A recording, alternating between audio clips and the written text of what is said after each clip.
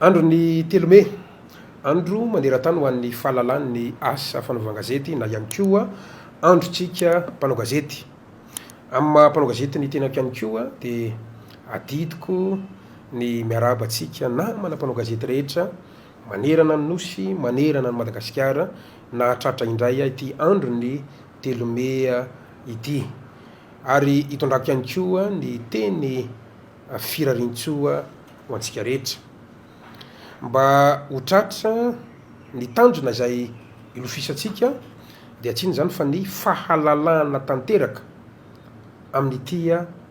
asa masina zay drinkita dia ny asan'ny fanaovan-gazety. Ilay asa mamitsika, ilay asa nilofosatsika, ny tolomatsika, ny adivatsika.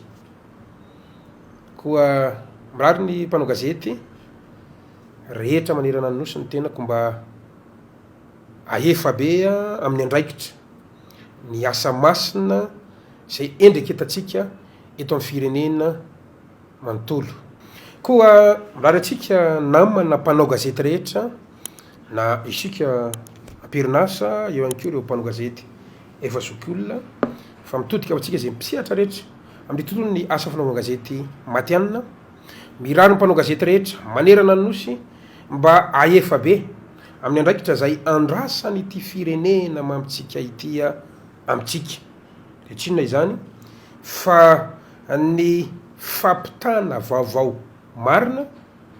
fizarana vaovao voa marina ary fahafahana miasa ankalalana tsy misy teritery, manaja tanteraka ny etika sy ny deontolojia ny asa fanaovan-gazety. Gasikara Fensoa, misy ny serasera sy ny kolotsaina. Raha rotkely ihany DG Rapitso moa ny tena anatin'ny fankalazana mety hoe ivoahan'ny tena vendikevitra fa raha rotka ihany fahitananao fahalalan'ny asa fanaovan-gazety ny resaka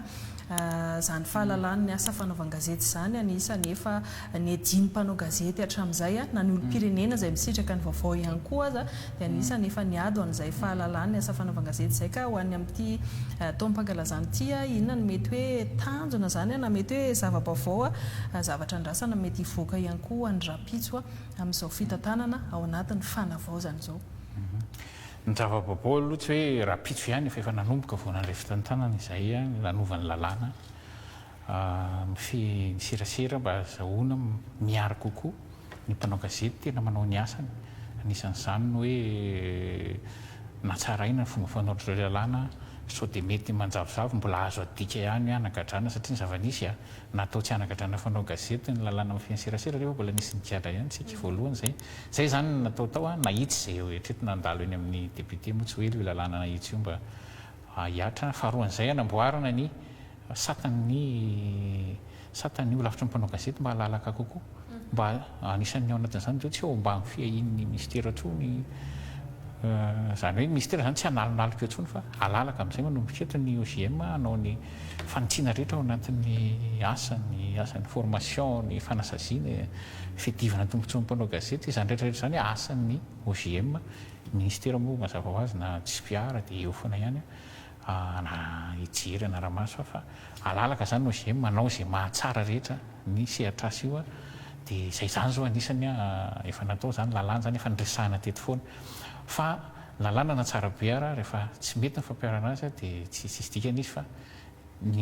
izay ao ministera tarihan'ny ministra Gasikara Fensoa tsy niandralana koatra dia efa nampiatra ny atao hoe manomboka eto dia teny miakatra fa tsy teny mitana ataoko angamba fa ato ny TVM dia nisy ny ohatra anankarangeda be fa nandritra n'izay asa 5 mbolana na aty amin'ny fitantanana na izay tsy mbola nisy na iray ara hoe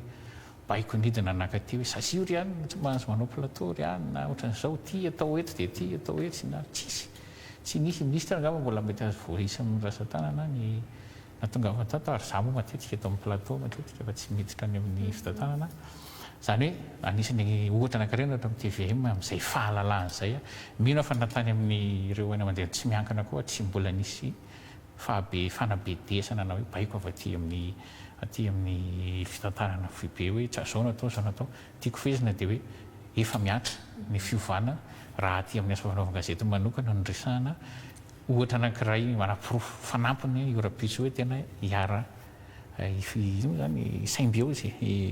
hiara ifety hiaraka tena hakalaza ary iraisaina ny ministera sy ny mpanao gazety samy manana ny andraikiny reo tsy hoe satria natsonanao fety ny mpanao gazety dia manomboko zao zany ana fa fifankazahoana ny eo dia avy eo samy manao ny asany iray ao anaty fifanajana tanteraka